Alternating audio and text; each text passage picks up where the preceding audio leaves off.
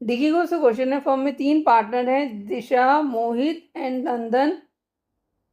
Partners ने firm को dissolve करने का डिसीजन लिया है। एसेट्स और लायबिलिटीज को एक्सेप्ट कैश ट्रांसफर कर दिया है रियलाइजेशन अकाउंट में। क्वेश्चन में हमसे जनरल एंट्रीज मांगी गई हैं। क्वेश्चन स्टार्ट करते हैं। फर्म में एक ओल्ड टाइपराइटर था जिसकी वैल्यू एस्टिमेट की गई थी 5000 रुपीज। एक्चुअल में कितने पे सेल हुआ है? 2000 रुपीज में। तो अमाउंट कितना बैंक में आया होगा? 2000 रुपीज। तो बैंक अकाउंट कितने से डेबिट होगा? 2000 रुपीज। क्रेडिट क्या होगा? Realization account. क्योंकि कोई भी पेमेंट अगर at the time of dissolution receive होती है तो वो कौन से अकाउंट में जाती है? रियलाइजेशन अकाउंट में। तो bank account debit to realization account for sale of old typewriter. Stock of rupees 70,000 was taken over by Disha at a discount of 30%.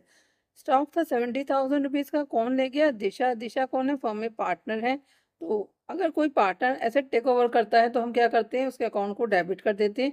तो Disha's capital account debit to realization account. Amount कितना आएगा? 70,000 rupees का stock था, 30% discount है, 21,000 minus कर देंगे 70,000 में से तो कितना आएगा? 49,000 for stock taken over by the partner. Total creditors से 20,000 रुपीज के, जिसमें से 2,000 रुपीज के क्रेडिटर्स अनट्रेसेबल हैं। अनट्रेसेबल का मतलब क्या है? अब उनके ऊपर हमारा कोई ड्यू नहीं है।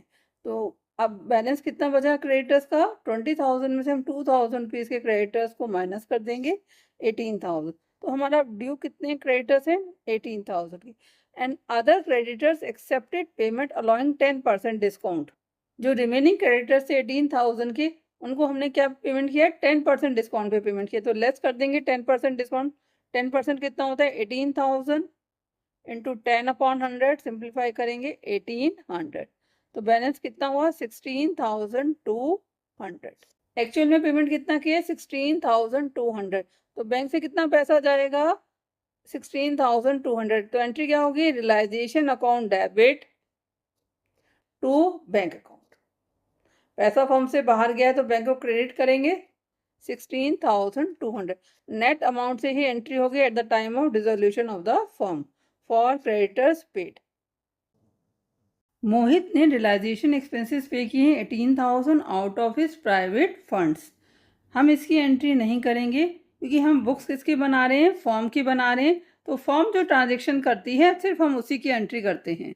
फॉर्म उसको 30,000 रुपीज रेमुनरेशन दे रही है for completing task of dissolution और to bear all realisation expenses. तो हम इसकी एंट्री करेंगे जो काम फॉर्म कर रही है। फॉर्म ने क्या किया है? रेमुनरेशन दिया है। रेमुनरेशन दिया है तो रियलाइजेशन अकाउंट को डेबिट करेंगे।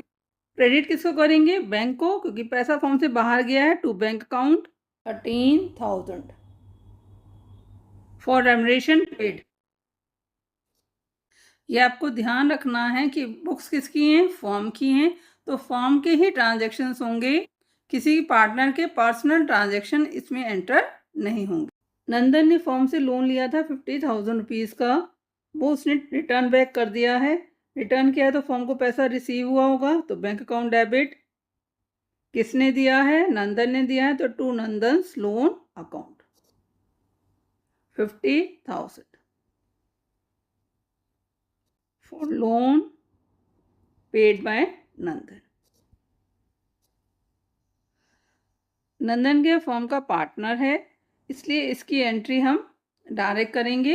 अदरवाइज कोई थर्ड पार्टी का पेमेंट होता तो हम किसके थ्रू एंट्री करते? रियलाइजेशन अकाउंट से।